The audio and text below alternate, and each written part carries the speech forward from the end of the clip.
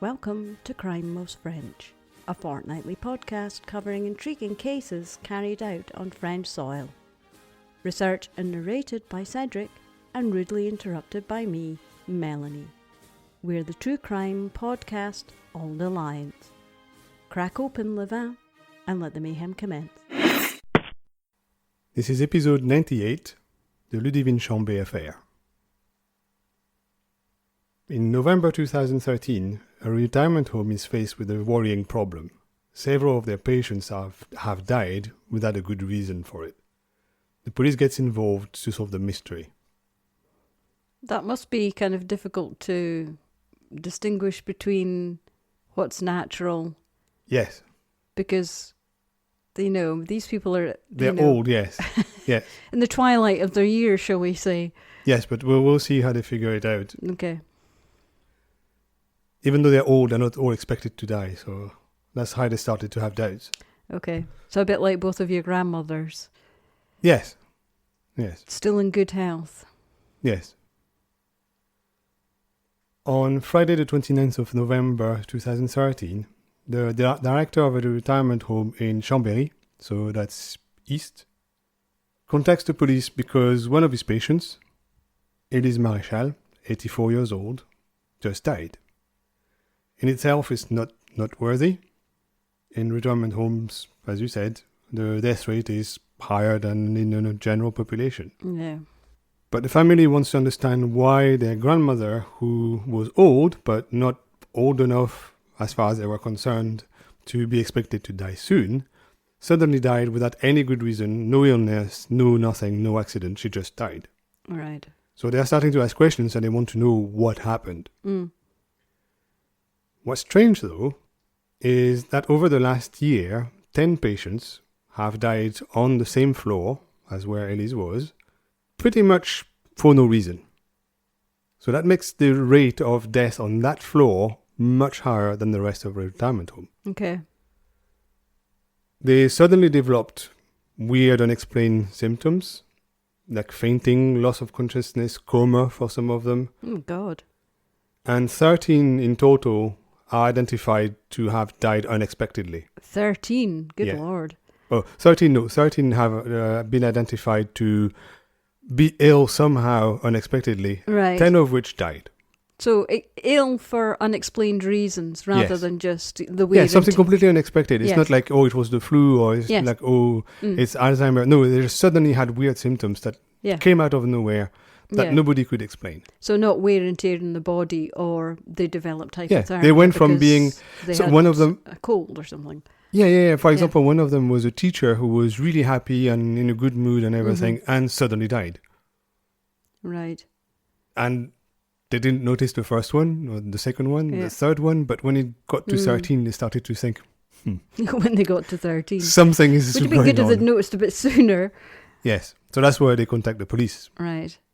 And also the family of the last one, number 13, Wants to know. wants to know what's going on. So when the police is called, they come to the retirement home and start asking questions as discreetly as possible, because they really don't know who they can trust. Yeah. The personnel had already made connections in the last few months. They noticed that 4 patients who had died had high concentrations of a psychotropic drug in their blood. These were available in the retirement home, but they weren't prescribed to these patients, and access was restricted to some of the staff only. Okay, so the old folks weren't just out in the woods picking up some shrooms or anything. No. Although it could have been possible, but I think they're in town, so probably not. Okay. Another thing that the staff looking at the deaths have noticed is that in all cases, the nurse intervening on the patients was Ludivine Chambet, 30 years old. They suspect most of the deaths to be on her turf. That's the staff at the retirement home. It's not the cops at that point. It's the staff who have noticed something's going on, and they started looking into it and making connections. So they tell that to the cops. Is this some kind of angel of death, is it? Well, that doesn't make her a murderer. No, that but people die on her turf in a on retirement her home. watch. Yeah. But it's a big coincidence. Yeah. And somebody should need to look into it. Yeah, we've seen it all before. So obviously the cops are interested in it. Yeah. So they know that she became a nurse in 2004. So we're talking 9 years earlier. She's always worked in the health system in Chambéry. So first she worked in the general hospital. Mm-hmm. Then she moved to geriatric psychology, and then to general geriatric care at the retirement home. Mm-hmm. Geriatric isn't a phrase that's used now, by the way. It's older adults. Geriatric is a very frowned upon phase. Well, that's a medical term, but okay. Yeah, well, that's what the NHS changed it to. I think it was in the noughties they changed it to older adults. Geriatric's got a real connotation of not being, fully within your faculties. Okay, it's still called geriatric here. No, right, okay. It just means old. That's just a medical term. Yeah, I know, but... She more recently changed her service to where she is now, at the retirement home, in 2012, when her mum was diagnosed with untreatable leukemia. Oh, God. Her mum would die on the 27th of June 2013 at 62 years old. Oh, my God, that's no age. Yes. Cedric Riley smiles when I say that's no age, because that's what I say now, because I am now no age. She hasn't raised any red flags in her career. She's normally described as easy to get along, even though she could change her mood very quickly. So she would go from smiley and happy to suddenly closed up and sad. But when you work around old people who are not necessarily easy to work with, no, and one of my grandmother falls into that category. Oh, God, yes. It's not entirely surprising. Sometimes you have bad days because they really piss you off. No, I mean, the sweet old grandmas, they're not 100% wall-to-wall old sweet old grandmas. Oh, no. Well, one of my grandmas is certainly not that. No. So she's known in a retirement home as being a massive pain in the ass. Well, she's known within the family as being a massive pain in the ass, so why bother changing? Yes, exactly. So, but nobody really has anything bad to say about her. Mm-hmm. It's just, okay, she can be moody sometimes, and that's nothing. She has been, though, noticed screaming in the corridors sometimes. Sorry? Screaming? Yeah, the staff, when they heard her, thought that she was overworked and needed a break, and she was just venting after being frustrated with one of the patients. But put a pillow in front of your face or something. Well, she probably did something like that, but she was screaming, so she was referred to a doctor, so she went to see a doctor at work. Yeah, you're screaming into the void. That's never good for anyone. Yes. To try to confirm that she was indeed involved, because at the moment the cops are only going on what they are told about staff noticing things, they checked where the drugs were stored, and they are locked up in a cabinet whose key is only available to nurses. Right. And then they cross-reference her work plan with when the drugs were used. And notice there's a lot of overlap. Right. So when all the patients got sick, she tended to be on her shift. Right. So not only it happens a lot on her floor, but it happens on her shift as well. Yeah. I just have images of Beverly Allett now, who did the same but with babies. Mm-hmm. So on Tuesday, 10th of December 2013, Ludivine Chambet is arrested at her house, which used to be her mum's house. She moved in after her mum got ill. Oh, that is and then she stayed in there. There's just so many things that are, sending out red flags. Being surrounded by, your mother's memories and things is not good if you're not dealing with it well. Yes. So when she's questioned, she denies any responsibility in any of the deaths on her service. Mm-hmm. Regarding the latest one, she explains that Elise Marshall had a habit of drinking in other people's glasses. So it was hard to keep track of what drug she was ingesting. Oh, fantastic. But then she confesses. Oh, just out of the blue, she just confesses. Yes, okay. Completely unexpected. She just starts saying, okay, and she starts counting on her fingers how many people she poisoned. And she starts 1, 2, 3, and then she got to 9. Right. And at 9, she swears there's none other. But they know there's 13. Yeah. Well, they suspect there's 13. Yeah.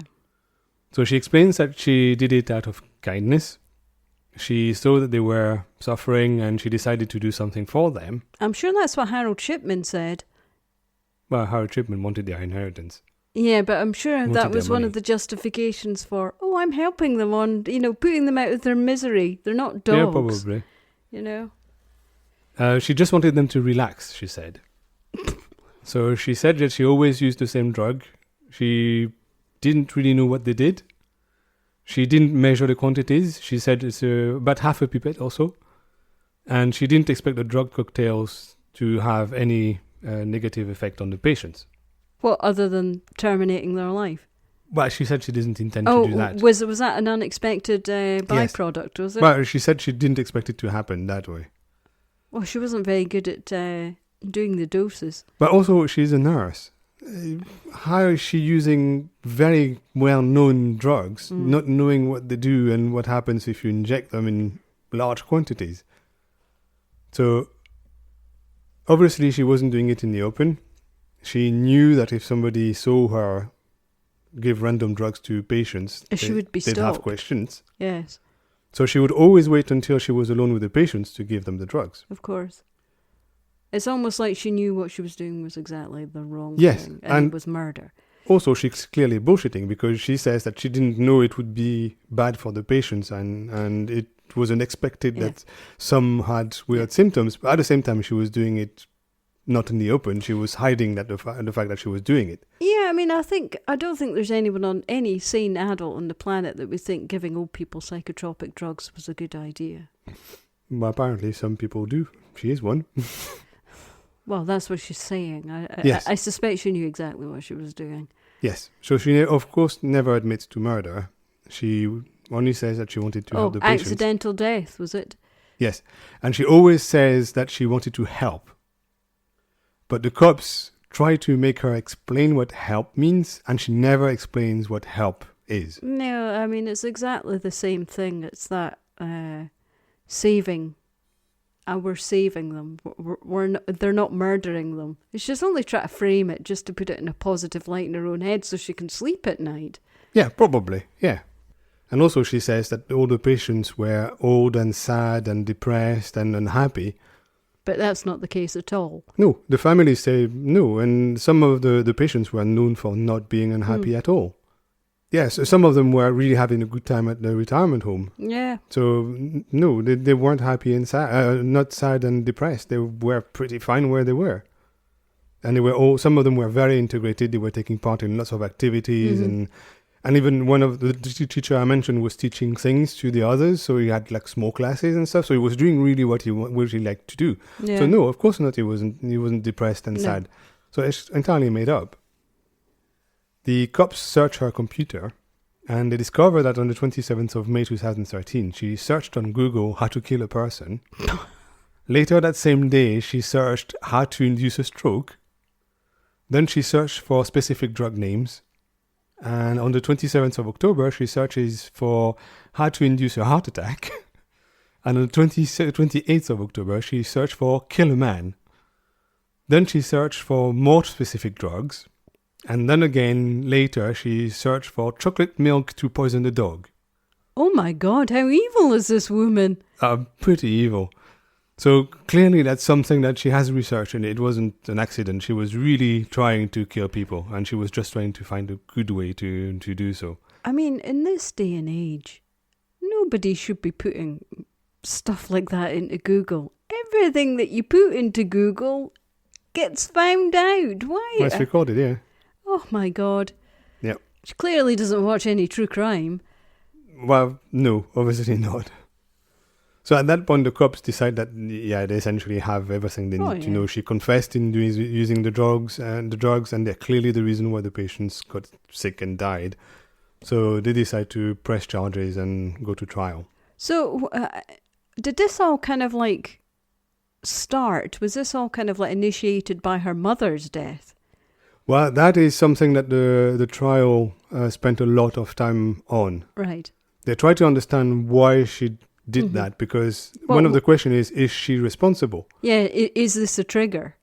Yes, but the first question is she legally responsible? Is she completely crazy or not? And if she's not crazy, what made her do it? I think those searches on Google kind of like take the answer to that one off the table, to be honest with you. Well, that question. Well, that proves that it was premeditated and Yes. she wanted to kill people, not make them more relaxed, as she was saying to the cops. Yeah. Mm-hmm. So the trial starts on the 9th of May 2017, 4 years later. When Ludivine is questioned by the judge, she at first can't explain what she did. She gets completely confused. And she eventually says that she doesn't know what her brain was thinking when she did it. She says that she was in a kind of trance after her mom's death. The judge tells her that when it comes to actions, there's the bad actions that have been done by bad Ludivine who doesn't remember things. And there's the good actions who are done by good Ludivine who remembers things. And he tells her that she's not very believable. No. So the prosecutor charges her really hard, and he doesn't accept that she didn't know what she was doing, because obviously she researched it over several days. Yeah. And as a nurse, it's her job to know those things anyway. Yeah, you would think that she wouldn't have to do that much hard research on drugs that she has ready access to. Yes, and she should know what they do. Yeah. That's her job. That she's a nurse. Yeah. And she's been trained and everything. And she was hiding what she was doing. She was doing it when she was alone. She was waiting for everybody to be gone. So clearly she knew it was wrong. Yeah. And also one of the things that really pissed off the prosecutor is that she kind of behaves like a little girl. She has a little voice and she pretends to be a little girl. She's 1.83 meters over 100 kilos. Like she's a woman mountain. Wow. She's huge, very tall, very heavy set. All right. And she tries to be like an 8-year-old little girl. And that really pissed off the prosecutor. Oh, I'd imagine so. I mean, I'm not 100 kilos, and I'm tiny. And I would sound ridiculous. Oh yeah, but she's like nearly 45 centimeters taller than you. Yes. She's like close to 2 feet taller than you. Wow, so she's huge. She's big. Yeah. She's 10 centimeters taller than me. She's a big woman. And she talks like a little girl. No, that doesn't go down with the prosecutor. No. She denies the searches on her computer, so I don't know what she expects people to believe. That really it's not me. Yeah, that really gets my goat with these, we're giving you hard scientific facts, or we're giving you something that has no capacity to lie about. The evidence can't lie because it's facts. And they just, no. And no, you can't deny reality. Well, if you're Trump, you can, but no, otherwise, no. But no, but she denies that it's her, and it's her on her computer, and it's just nonsense. Yeah. No, nonsense. No, that's not a good defense. Did somebody break in and search those terms on your computer? No, you did it. Yes. Before trial, she's checked by 2 psychiatrists. Mm-hmm. They try to explain the process by which she went from her mom's death to killing people, and they say that in her life she had 2 crutches that she relied on. Right. Her work and her mom. Okay. She had the fusional relationship with her mom. So they were entirely relying on each other all the time. Oh God, that's never So when she died, she suddenly lost one of the 2 crutches. And she said that it completely imbalanced her and she never recovered from it. Right. So then she went into her work because that's all she had left. And they think that's what led her to screaming that the people mentioned at the retirement home, that once in a while when she couldn't cope with the stress of work and everyday life, she would scream to make her feel better. And then having only one crutch to stand on, she tried to find that help in what she was doing at work. And she discovered that she could get some kind of validation by inducing conditions in her patients and kind of saving them at the start. Yeah. So she would make them sick, come, and they would be saved. And she felt good about it. That's exactly what Beverly Allett did. She was injecting babies with massive amounts of insulin. Insulin? Yes. Wow, okay. And she would then swoop in, and she was just really bad at it. So that's how all these kids started dying, because she was shit at saving. Oh, I see. So Well, it's exactly the same. It's a very nurse. similar. All the only difference between these two people are they're doing it with vulnerable people, but one at the start of their life, well, what should be the start of their life, and one nearer the end of their life. It's just, it's classic nurse gone rogue syndrome. Yes. So that's what she did at the start. She tried to make them sick and save them, but she was also miscalculating, and some have died. Yeah. But she felt good even though they died, because she thought she had done a good thing, even though she knew it was wrong. As far as she was concerned, she did a good thing, at least for herself. She then flips it, well, at least they died with a smile on their face. Pretty and much. I made them happy. Yes, pretty much. And she also, according to the psychiatrists, never connected in her head what she had done to the death. Yeah. So as far as she was concerned... That was just a bad consequence. Well, essentially the drugs fucked up, not her. Yeah. And that's what it was in her head. So when she was trying to poison them to make them feel better, if it went too far and they died, it wasn't her, it was the drugs that fucked up. Yeah. So she never connected the responsibility of killing people to having injected the drugs. So she was feeling good about herself, and she just couldn't stop. So she did it over and over and over again. Just utterly delusional. Yes. Utterly delusional. I mean, thoroughly evil, but utterly delusional. Oh, yeah. She had no connection to reality at that point.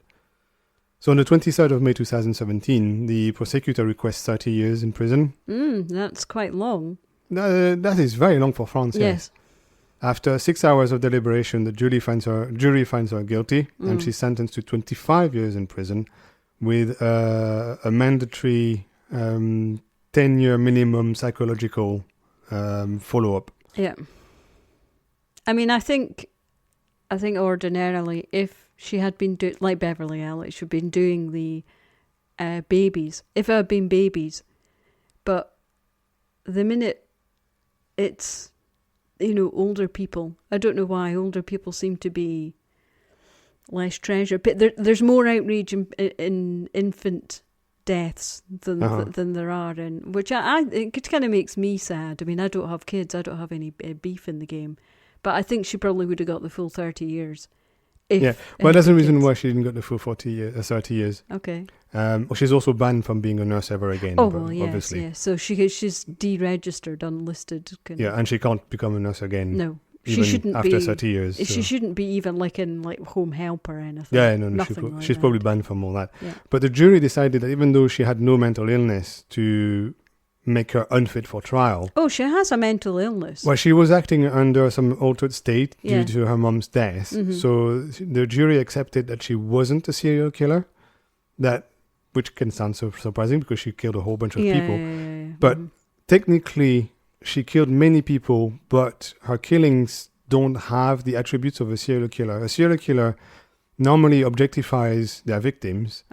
They take pleasure in killing people, and she didn't like killing people because, as far as she's concerned, it was the drugs fucking up. That's not what she wanted to do.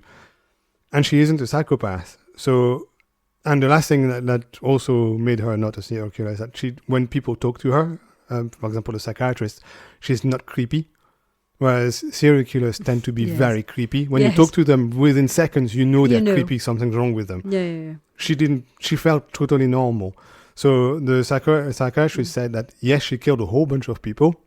So she's like a sequential killer, but she's not a serial killer because she doesn't have the attributes of a normal serial killer. So that's why she only got 25 years, because the jury decided she's not a serial killer. Right. She just happened to kill a bunch of people. Right. Fair enough.